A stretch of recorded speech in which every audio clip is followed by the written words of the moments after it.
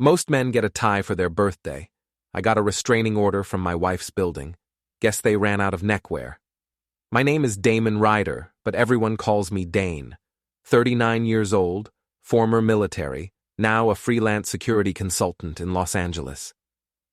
I spend my days teaching corporate executives how to protect their million-dollar secrets, while my own wife keeps hers locked tighter than Fort Knox. Miranda Lynn, my wife of 12 years, runs a tech startup called Nexus Dynamics. She's brilliant, ambitious, and lately about as warm as a server room in winter. The woman who used to laugh at my jokes now treats my presence like a software glitch that needs patching. "You're blocking my light," Miranda said that Tuesday morning, not looking up from her laptop. She sat at our kitchen island, already dressed in her power suit at 6 a.m., fingers dancing across keys like she was conducting a symphony of corporate domination. "Sorry," I said, moving away from the window. "Didn't realize sunlight was copyrighted by Nexus Dynamics." She didn't even smirk. Time was, that line would have earned me at least an eye roll and a comeback about licensing fees. Now? Nothing. Just the steady click-click-click of her manicured nails on the keyboard. My 11-year-old son Max shuffled into the kitchen, hair sticking up like he'd been electrocuted. The kid inherited my sarcasm gene and his mother's sharp intelligence, a dangerous combination. "Morning, sunshine," I said, ruffling his hair further. "Ready to face another day of educational torture?" "Can't wait," Max replied, deadpan. "Mrs. Henderson promised us a pop quiz on fractions, because nothing says good morning like mathematical anxiety." I grinned. That's my boy. Miranda finally looked up, but only to check her watch, a sleek thing that probably cost more than my truck. "I'll be late tonight. Board meeting, then dinner with the strategic advisory team." "Again?" I asked. "That's the third time this week." "Some of us have responsibilities beyond teaching rich people how to install better locks," she snapped, then caught herself. For just a moment, I saw something flicker across her face. Guilt? Regret? Hard to tell with Miranda these days. "Right," I said. "Well, Max and I will try not to burn the house down while you're saving the corporate world." She gathered her things, laptop, designer purse, the emotional walls she'd been building around herself for months. At the door, she paused. "Dane, She started, then shook her head. "Never mind. See you tonight." The door closed with a soft click, leaving me and Max in the sudden quiet. "Dad," Max said, pouring cereal into a bowl, "is Mom having what you call a midlife crisis?" Smart kid. Too smart sometimes. "Why would you ask that?" "She's been acting weird, like weirder than usual. And yesterday I heard her talking on the phone about someone named Colin. She was laughing." Colin. I'd heard that name before floating around Miranda's work conversations. Colin Gray, some hotshot strategic advisor who joined Nexus 6 months ago. About the same time, Miranda started working late and forgetting to laugh at my jokes. "People laugh at work, buddy," I said, but something cold was settling in my stomach. "It's not illegal yet." "Yeah, but she doesn't laugh at your jokes anymore." Before we dive deeper into this story, I have one small request. Please subscribe, drop a like, comment, and hit that hype button to boost this channel so more people can discover these incredible Reddit stories. Out of the mouths of babes. I dropped Max off at school and spent the drive home thinking about Colin Gray. I'd never met the man, but Miranda mentioned him enough that I could probably write his biography. Harvard MBA, former Goldman Sachs, drove a vintage Porsche, had opinions about wine that apparently fascinated my wife. My phone buzzed with a text from my buddy Rich, an ex-cop who now ran security for a downtown law firm. "Coffee? Got some gossip about your wife's company." Interesting timing. We met at our usual spot, a diner that served coffee strong enough to wake the recently deceased. Rich slid into the booth across from me, his weathered face wearing the expression of a man with news. "So," he said, stirring sugar into his cup, "heard some interesting chatter about Nexus Dynamics." "I'm listening." Word is they're planning something big, acquisition maybe, or getting acquired. Either way, there's money moving around, and some board members aren't happy. I leaned back. Miranda hadn't mentioned any of this. Unhappy how? The kind of unhappy that leads to emergency meetings and hushed phone calls. My source says there's infighting about the company direction. Some faction wants to sell, others want to expand. And Miranda? Rich's expression grew careful. She's apparently very close to the strategic advisor. Guy named Colin Gray. They've been seen together a lot. Business dinners, weekend planning sessions. There it was.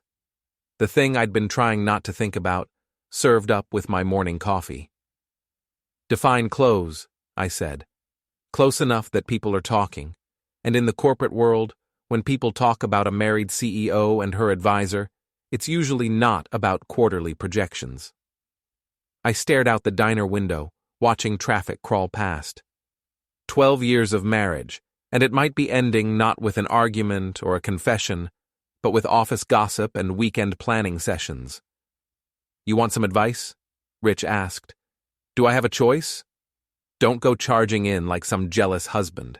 If something's happening, you need proof. Real proof, not just rumors and late nights. He was right, of course, but sitting there, thinking about Miranda, laughing at Colin Gray's wine opinions while treating me like furniture, I felt something shift inside me.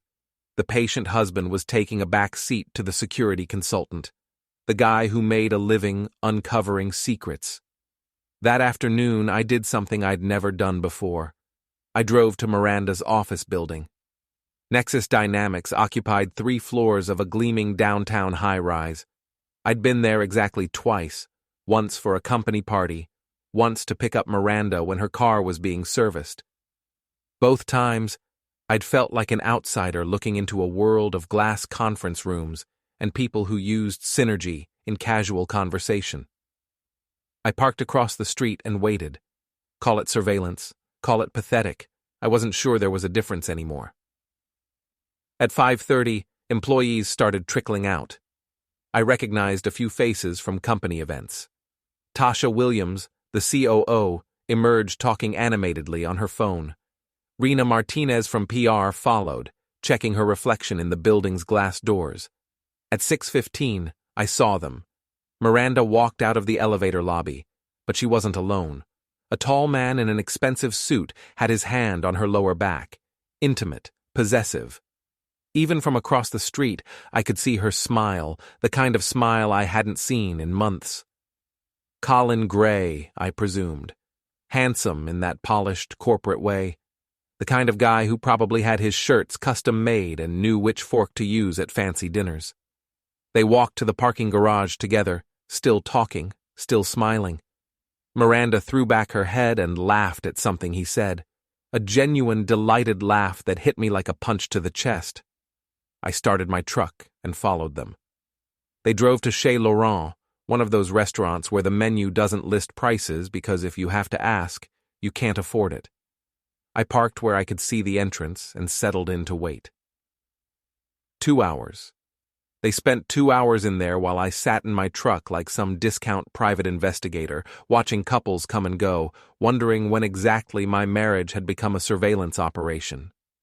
When they finally emerged, Colin's hand was on Miranda's back again. They stood close together on the sidewalk, talking in low voices. Then Colin leaned down and kissed her. Not a business kiss, not a friendly peck on the cheek. A real kiss, the kind that makes bystanders look away. I gripped the steering wheel and forced myself to keep watching. This was what I'd come for, wasn't it? Confirmation of what I'd already suspected. They separated, said their goodbyes, and got into separate cars. Miranda drove home while Colin headed in the opposite direction.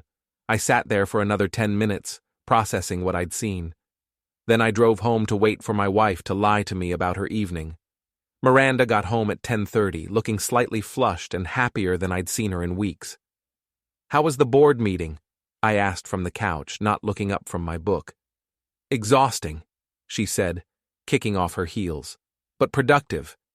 We covered a lot of ground. And dinner? Just grabbed something quick with the team. Nothing fancy. She was good. I'd give her that. The lie rolled off her tongue smooth as silk. If I hadn't been watching her make out with Colin Gray 2 hours earlier, I might have believed her. Well, I said, closing my book, I'm glad you're making progress. With the strategic planning and all. Something flickered in her eyes. Suspicion? Fear? But she just nodded and headed upstairs. Coming to bed? She asked from the landing. In a bit, I said. Want to finish this chapter?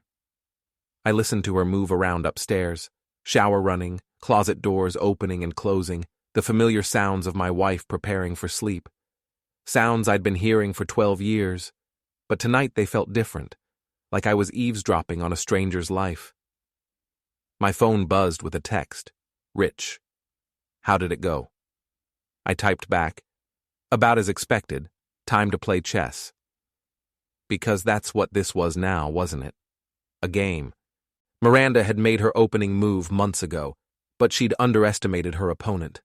She thought she was playing against Dane the husband, patient, trusting, slightly boring Dane who told bad jokes and fixed squeaky hinges. She had no idea she was actually playing against Dane the security consultant, the guy who'd spent 15 years learning how to uncover secrets, exploit weaknesses, and turn people's strengths against them.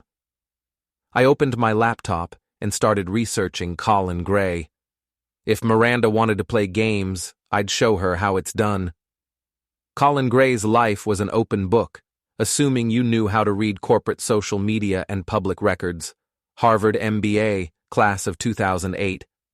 Goldman Sachs for 6 years, then a string of strategic advisory positions at tech companies. Divorced, no kids, lived in a Malibu condo that probably cost more than most people's houses. His LinkedIn profile was a masterpiece of corporate humble bragging. Photos of him at industry conferences, shaking hands with executives, looking thoughtful in front of whiteboards covered with buzzwords like disruptive innovation and scalable solutions. But the interesting stuff was in the details. 3 of the companies he'd advised had been acquired within 18 months of his arrival. Either Colin Gray was a genius at positioning companies for buyouts, or he was very good at finding buyers for his employers. I spent the next morning making phone calls. The security consulting business runs on networks, ex-military, ex-cops, ex-corporate security types who all know each other and share information over coffee and complaints about their marriages. By noon, I had a clearer picture of Colin Gray. Smart, ambitious, and apparently very good at making himself indispensable to female executives. His last 2 positions had ended when his strategic relationships became too strategic for the board's comfort. Guy's got a type, my contact at Morrison Security told me. Successful women, preferably married. Likes the challenge, I guess.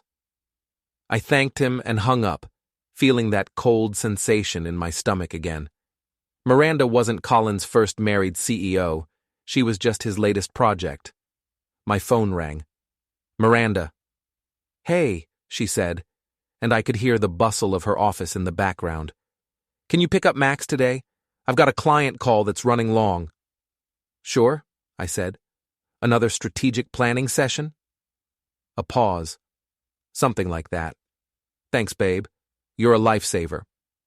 The casual endearment stung more than the lie. She was cheating on me and still calling me babe like nothing had changed. I picked up Max from school and took him for ice cream, partly because he'd had a math test and partly because I needed to think. We sat in the shop, him working on a sundae that could feed a small army, me pretending to care about his play-by-play of dodgeball politics. Dad, he said around a spoonful of chocolate sauce, you're being weird. Weird how? You keep staring at nothing and making that face you make when you're solving a puzzle. Smart kid. Too smart. Just thinking about work stuff. Is it about Mom? I looked at him sharply. Why would you ask that? Max shrugged, suddenly fascinated by his ice cream. I don't know. She's been different lately, And you've been different since she's been different. It's like watching two people pretend to be married on TV. Out of the Mouths of Babes, Part 2. I reached across and ruffled his hair. Your mom and I are fine, I lied. Sometimes adults go through phases where they're distracted by work. It doesn't mean anything's wrong. He gave me a look that was far too knowing for 11 years old. If you say so. That evening, Miranda came home with flowers. Expensive ones, the kind you get from a real florist instead of the grocery store. What's the occasion? I asked, watching her arrange them in a vase. Do I need an occasion to buy flowers for my own house? She was smiling, but it felt forced. I thought they'd brighten up the kitchen. They're beautiful, I said, and meant it. They were also guilt flowers, the kind you buy when you're trying to convince yourself you're not doing anything wrong. I waited until she was in the shower, then checked the receipt she'd left in her purse. Chez Laurent Fleuriste, the same street as the restaurant where she'd had her not-a-date with Colin Gray. The next morning, I put my plan into action. Miranda's assistant, Kelly, was a sweet kid fresh out of college who treated me like a friendly uncle whenever I called the office. She had no idea she was about to become my unwitting accomplice. Hi, Kelly, it's Dane, I said, using my most charming voice. I wanted to surprise Miranda with lunch today, but I can't remember her schedule. Is she free around noon? Oh, that's so sweet. Kelly's enthusiasm came through the phone clearly. But she's got that lunch meeting with Mr. Gray. They're working on the Henderson acquisition proposal. Henderson acquisition. That was new. Right, of course, I said. What about tomorrow? Tomorrow she's got the board presentation prep with Mr. Gray in the morning, then the site visit to the West Side location in the afternoon. More time with Colin. I thanked Kelly and hung up, then opened my laptop. If Miranda and Colin were working on an acquisition, there would be paperwork, and paperwork left trails. I spent the day digging through public records, SEC filings, and corporate databases. Henderson Technologies was a small AI company in Santa Monica, family-owned, struggling with cash flow. Perfect acquisition target for a company like Nexus. But here's what was interesting. Colin Gray had been in contact with Henderson's owners 3 months before he'd officially joined Nexus. I found the connection through a mutual contact's LinkedIn post, a photo from a tech conference showing Colin shaking hands with Henderson's CEO, dated 2 months before Miranda had even mentioned the acquisition. Either Colin was psychic, or he'd been setting up this deal long before Miranda knew about it. I printed out everything I'd found and spread it across my desk. A pattern was emerging, and it wasn't pretty. Colin hadn't just stumbled into Miranda's life, he'd targeted her company, probably from the moment he'd learned about the Henderson opportunity. My phone buzzed. Text from Miranda. Working late again, don't wait up. I stared at the message, then at the papers scattered across my desk. Time to escalate. I drove to Nexus Dynamics and parked in my usual spot across the street. But instead of waiting like some lovesick teenager, I got out and walked into the building. The lobby was all marble and glass, designed to intimidate visitors and impress clients. The security guard, a guy about my age with the posture of ex-military, looked up as I approached. Help you? He asked. Dane Ryder, I said, extending my hand. I'm here to see my wife, Miranda Lynn. His expression shifted slightly. Not suspicious, exactly, but careful. Is she expecting you? It's a surprise, I said, giving him my most disarming smile. Anniversary. He checked his computer, then picked up the phone. I couldn't hear what he said, but his expression grew more careful. I'm sorry, Mr. Ryder, he said, hanging up. Ms. Lynn is in a closed meeting. Her assistant suggests you call ahead next time. How long is the meeting? I asked. I couldn't say, sir. I thanked him and left, but not before noting the way he'd handled the situation. Professional, but with an undercurrent of something else, like he knew more than he was saying. I was halfway to my truck when I saw them. Miranda and Colin emerged from the parking garage in his Porsche, top down, looking like something out of a luxury car commercial. They didn't see me, too caught up in whatever conversation they were having. I followed them again, this time to a hotel in Beverly Hills. Not just any hotel, the kind of place that charged more per night than most people made in a week. They disappeared into the lobby together, and I sat in my truck trying to decide what to do next. I could follow them, confront them, cause a scene. Or I could be smart about this. I chose smart. Instead of barging in like some jealous husband in a bad movie, I drove home and opened my laptop. If Miranda wanted to play games, I'd show her what a real strategist could do. I started with Nexus Dynamics internal systems. Not hacking. I'm not that kind of consultant. But Miranda had used our home computer for work plenty of times, and browsers remember things. Passwords, login credentials, cached pages. It took me 2 hours to piece together what I was looking for, but when I found it, everything clicked into place. The Henderson acquisition wasn't just a business deal. It was a setup. Colin had been working with Henderson's owners for months, helping them inflate their company's value and position it for a sale. Meanwhile, he'd positioned himself at Nexus as the expert on AI acquisitions, the one person who could evaluate Henderson's worth. It was elegant, really. Colin gets Nexus to overpay for Henderson, takes his cut as both strategic advisor and secret consultant to the sellers, then probably moves on to his next target. The only question was whether Miranda was a willing participant or just another mark. Given what I'd seen at the hotel, I was betting on willing participant. I printed everything out and sat back in my chair, staring at the evidence scattered across my desk. I had enough to destroy Colin's reputation and probably get him arrested for fraud. I could take it to the FBI, the SEC, maybe the local news. But that felt too easy, too clean. Miranda had made her choice. She'd chosen Colin over me, chosen deception over honesty, chosen to treat our marriage like a minor inconvenience in her corporate power play. Fine. But if she wanted to play in the big leagues, she'd better be ready for big league consequences. I opened a new document on my computer and started typing. Time to show my wife what a real strategic advisor could do. The first rule of corporate warfare is that information is ammunition. The second rule is that timing is everything. Miranda and Colin had been planning their little acquisition scheme for months, moving pieces around the board like they were the only players in the game. Time to show them they weren't. I started with Tasha Williams, Nexus's COO and Miranda's closest ally.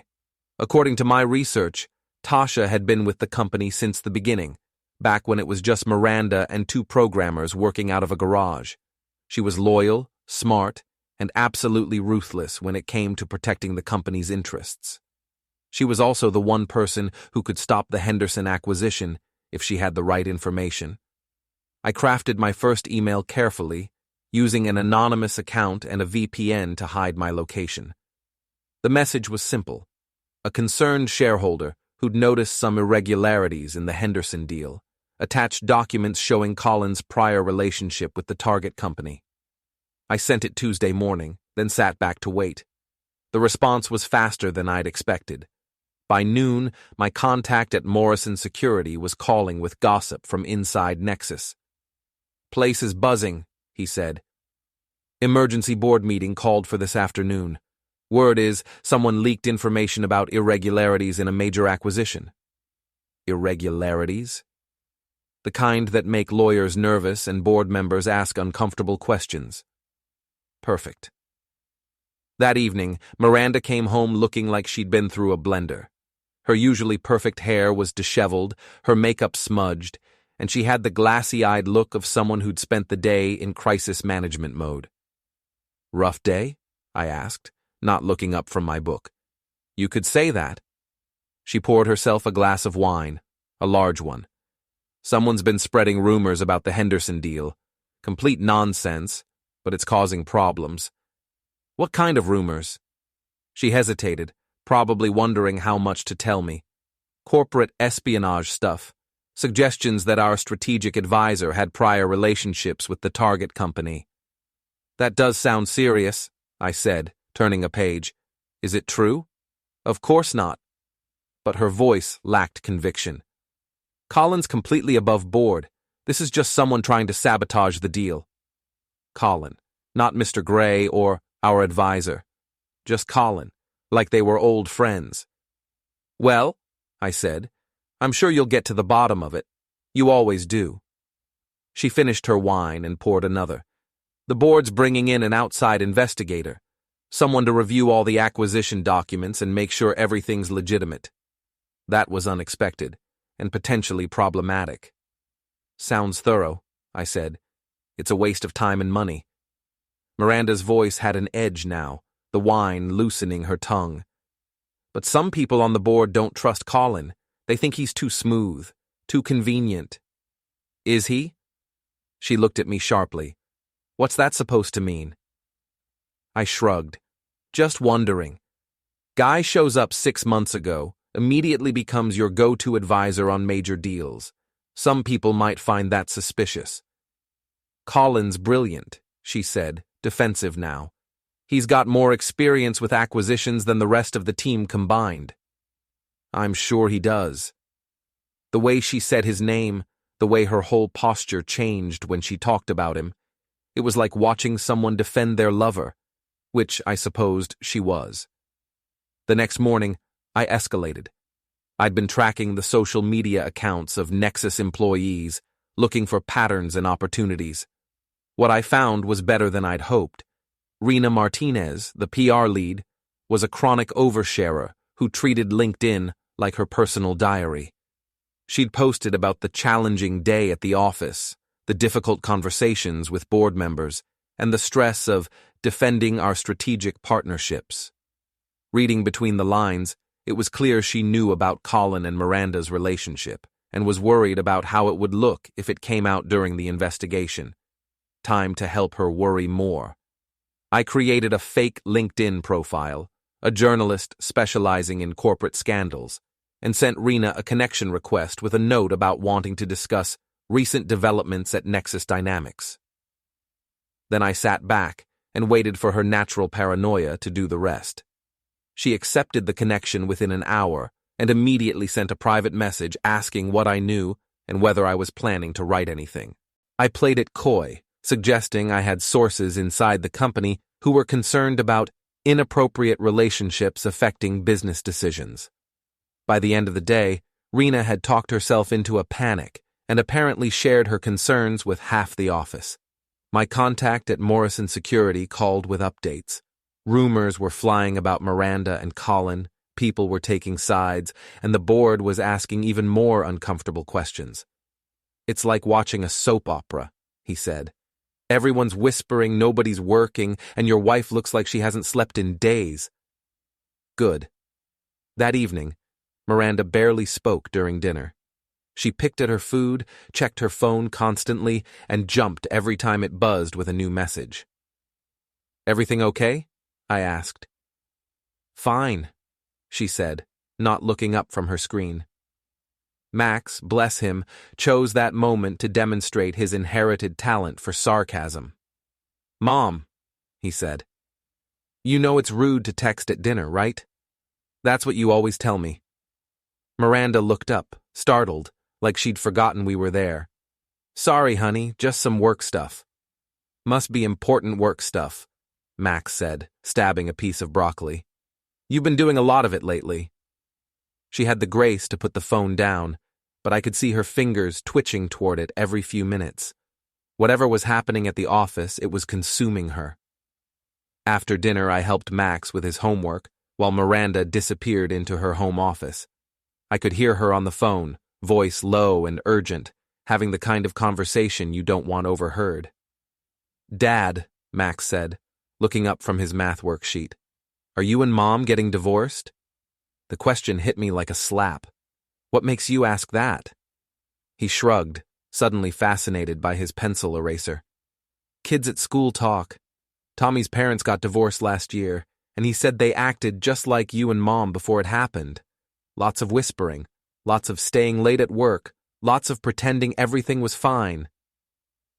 I sat down beside him, trying to figure out how to answer. The truth was, I didn't know what was going to happen. A week ago, I might have said we were working through a rough patch. Now, after everything I'd discovered, I wasn't sure there was anything left to work through. "Your mom and I are having some problems," I said finally. "But whatever happens, it won't change how much we both love you." "That's what Tommy's parents said too," Max replied, not looking up from his homework. Smart kid. Too smart for his own good sometimes.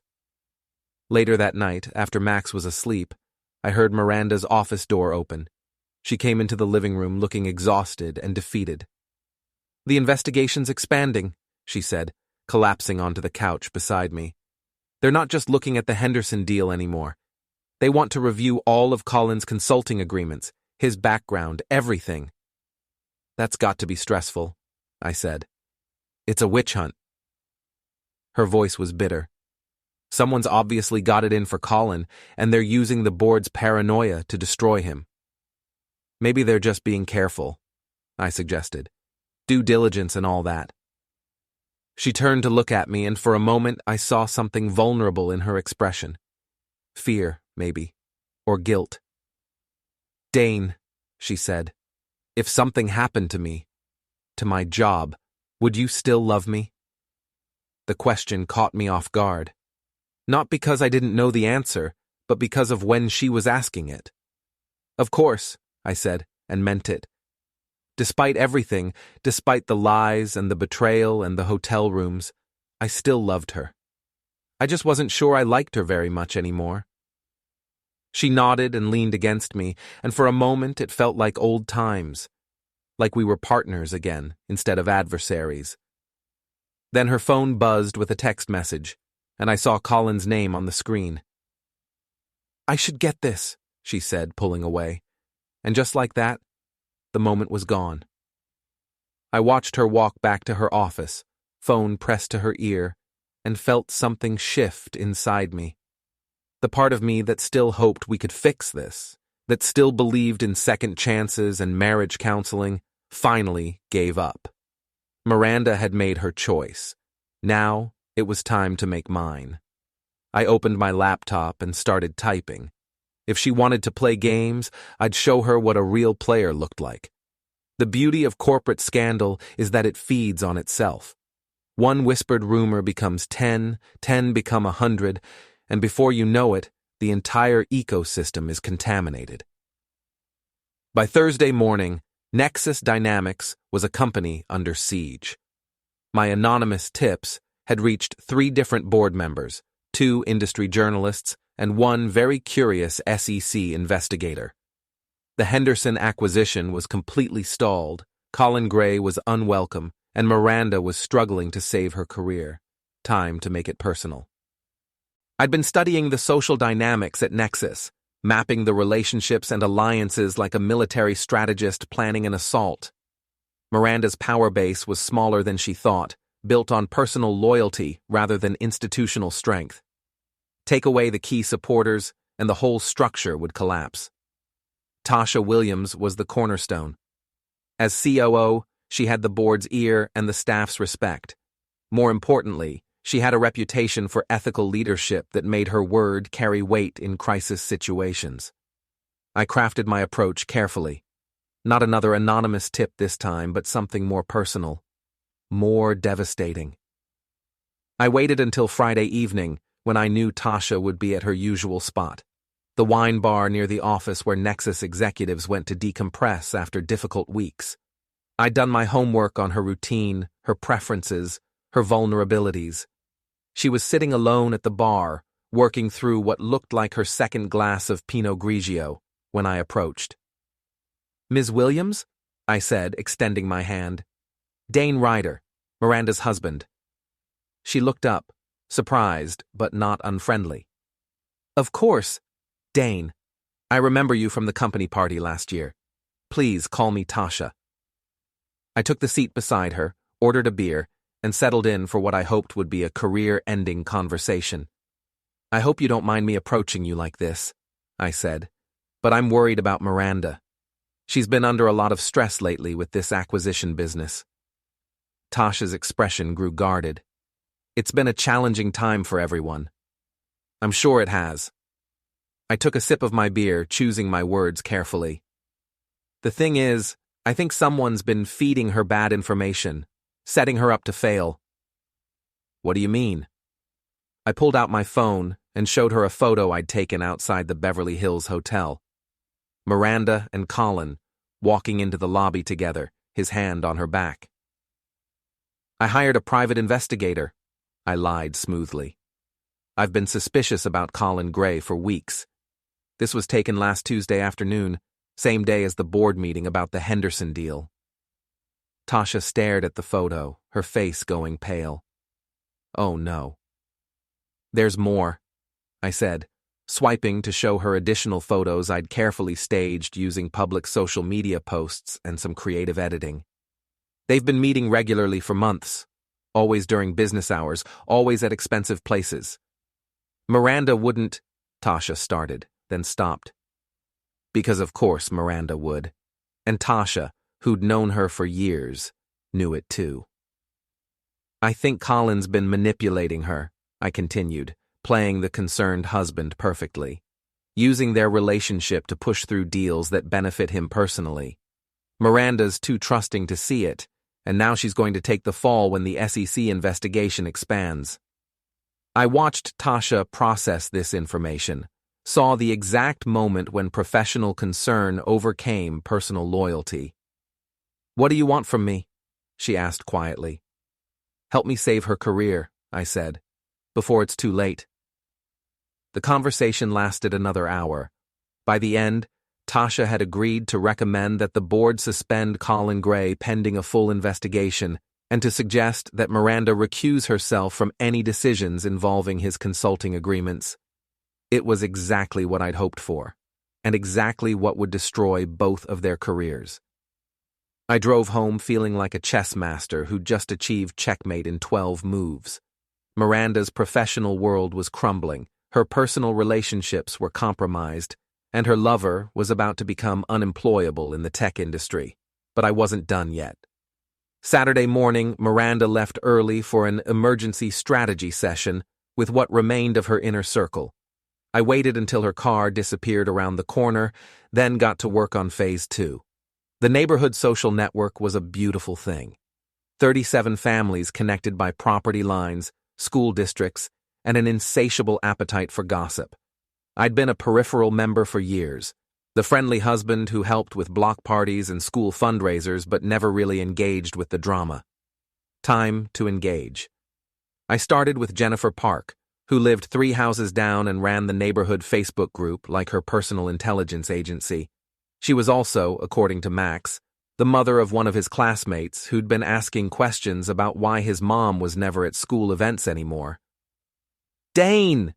she said when she answered the door, clearly surprised to see me. "What brings you by?" "I hope you don't mind me bothering you," I said, putting on my best embarrassed husband expression. I wanted to ask a favor, and I wasn't sure who else to talk to. She invited me in, offered coffee, and settled in for what she clearly hoped would be interesting gossip. "The thing is," I said, "Miranda and I are having some problems. Marriage counseling, trial separation, that sort of thing. I'm going to be taking care of Max on my own for a while, and I was hoping you might keep an eye out for him. Make sure he's adjusting okay." Jennifer's eyes lit up like Christmas morning. "Of course. Is there anything I can do to help? I mean, if you need someone to talk to?" "That's very kind," I said. "It's just been difficult. Finding out about the affair, dealing with the lawyers, trying to keep things normal for Max." I let that hang in the air for a moment, watching her process the information. "I'm so sorry," she said, leaning forward conspiratorially. "I had no idea. Miranda always seemed so professional." "She is professional," I agreed. "Very focused on her career. Maybe too focused." By the time I left Jennifer's house, I'd planted enough seeds to keep the neighborhood gossip mill running for months. Miranda's affair with her business partner, the impending divorce, the custody battle over Max, all of it carefully crafted to paint me as the sympathetic victim and her as the ambitious career woman who'd sacrificed her family for success. It was petty, vindictive, and absolutely devastating to someone who cared about social standing as much as Miranda did. Sunday morning brought the first real confrontation. Miranda came downstairs looking like she hadn't slept, her phone already pressed to her ear. She was pacing the kitchen, voice sharp with frustration. "No, Colin, you can't just disappear," she was saying. "The board meeting is tomorrow, and if you're not there to defend the Henderson analysis, they're going to assume the worst." A pause, while she listened. "What do you mean you're considering other opportunities? We're in the middle of a crisis here." Another pause, longer this time. "Fine," she said finally. "Do whatever you think is best. Apparently that's what everyone's doing these days." She hung up and stood there for a moment, staring at nothing. "Problems?"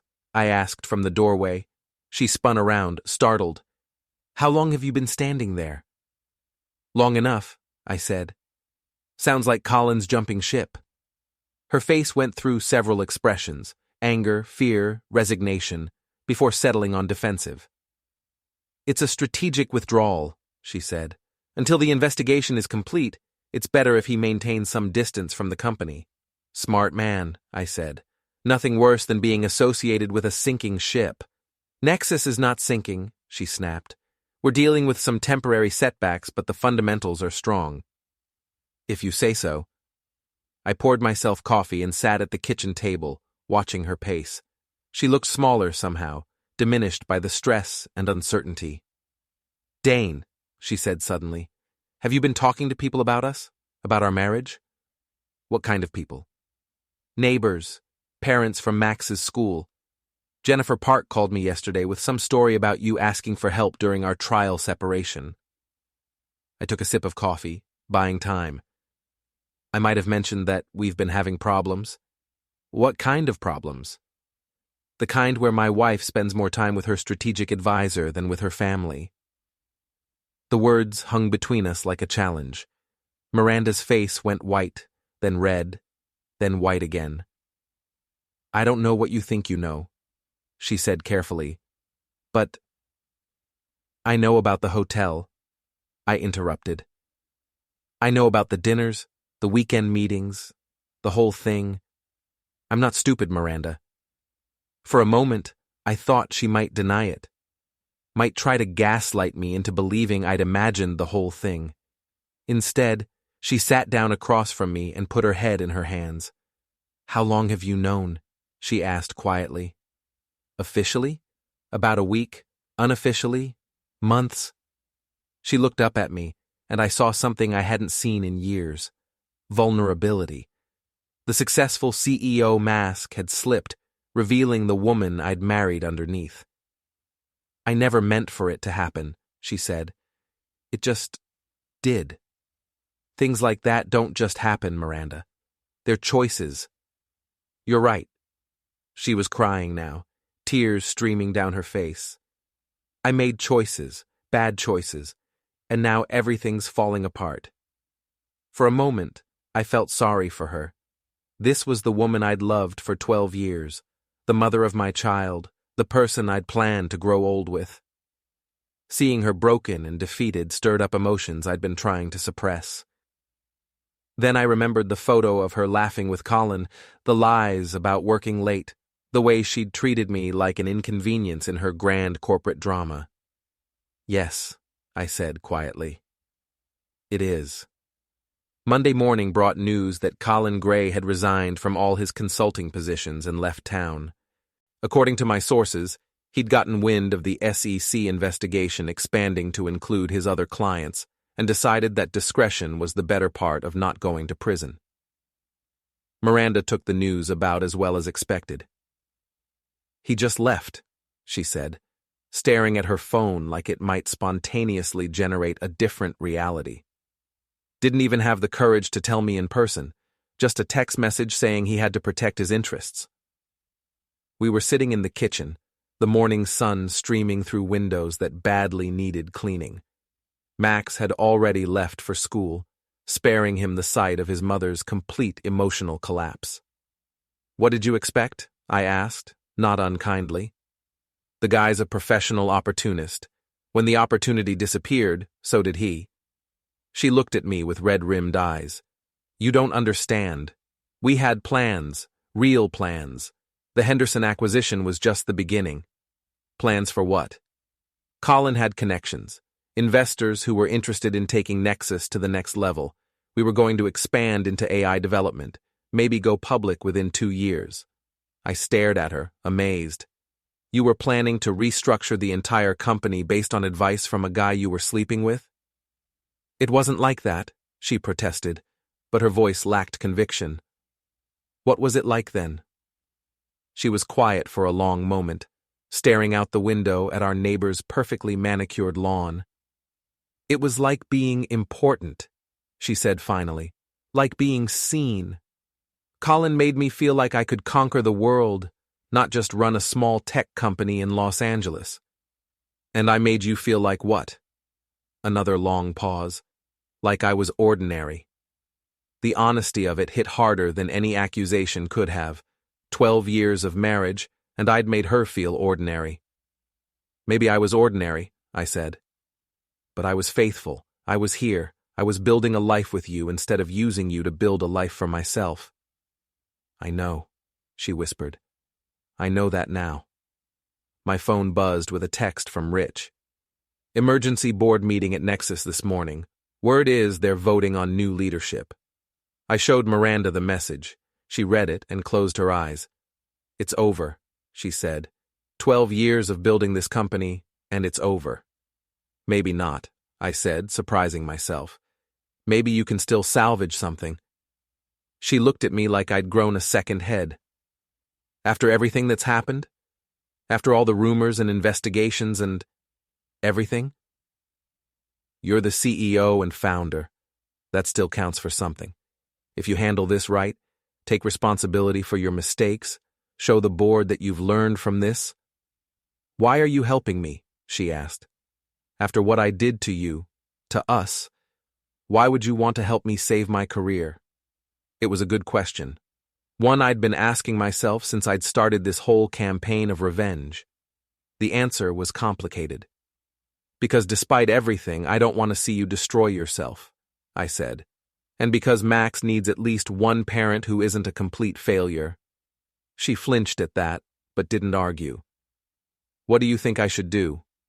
I leaned back in my chair, considering. The irony wasn't lost on me. After weeks of systematically destroying her professional life, she was asking for my advice on how to save it. Tell the truth, I said. All of it. Admit you made mistakes, that you let personal feelings cloud your professional judgment. Accept responsibility for the failed acquisition and any financial losses. Then present a plan for moving forward that doesn't involve Colin Gray or any of his connections. They'll fire me. Maybe. Or maybe they'll respect your honesty and give you a chance to rebuild. Either way, it's better than letting them discover everything on their own. She nodded slowly, like someone accepting a terminal diagnosis. What about us? She asked quietly. I'd been dreading that question, but I'd known it was coming. I don't know, I said honestly. I can forgive the affair eventually. People make mistakes, marriages survive infidelity. But I can't forgive the lying. The way you made me feel crazy for suspecting what was right in front of my face. I was scared, she said. Scared of losing everything. So you decided to risk losing everything instead of just admitting you'd made a mistake. That's not fear, Miranda. That's cowardice. She started crying again, and this time, I didn't feel sorry for her. This time, I felt tired. I need to get ready for work, I said, standing up. You need to get ready for your board meeting. Whatever happens today, we'll figure out the rest later. The board meeting was a massacre. I heard about it secondhand through my network of contacts, but the details were consistent across all sources. Miranda had followed my advice, confessing everything to the board and accepting full responsibility for the Henderson debacle. It had bought her some respect, but not enough to save her job. She was removed as CEO by a vote of 6-2, with the board citing serious lapses in judgment and failure to maintain appropriate professional boundaries. They offered her a consulting position, a face-saving gesture that everyone understood was really a golden parachute. She came home that evening looking like she'd aged 10 years in 8 hours. "Well?" I asked. "I'm out," she said simply. "Effective immediately. Tasha's taking over as interim CEO while they search for a permanent replacement." "I'm sorry." "Are you?" she asked, not accusingly. "Just curious." I thought about it. "Yeah, I am. I know how much that company meant to you." "Not as much as it should have," she said. "Not as much as you and Max." We stood there in our kitchen, surrounded by the debris of our marriage, and for the first time in months, I felt like we were actually talking to each other, instead of past each other. "So what happens now?" I asked. "Now I figure out how to rebuild my life," she said, starting with figuring out whether I still have a family to rebuild it around. That night, after Max was asleep, we sat on the couch and talked until dawn. Really talked, for the first time in years. About what had gone wrong, about the choices we'd both made, about whether there was anything left worth saving. It wasn't a fairy tale reconciliation. There were no grand declarations of love or promises that everything would go back to the way it was. Too much had happened. Too much trust had been broken. But it was a beginning. A tentative agreement to try therapy, to work on communication, to see if we could build something new from the wreckage of what we'd had. 3 months later, Miranda started her own consulting firm, specializing in helping tech companies navigate ethical challenges and corporate governance issues. The irony wasn't lost on either of us, but she was good at it. Her experience with spectacular failure had given her unique insights into how to avoid it. Colin Gray, meanwhile, had disappeared completely from the tech world. Last I heard, he was selling real estate in Phoenix under a slightly different name. Apparently, the SEC investigation had turned up enough irregularities in his previous consulting work to make him persona non grata in any industry that required background checks. As for us, we're still married, still working on it. Some days are better than others, but we're both committed to the process.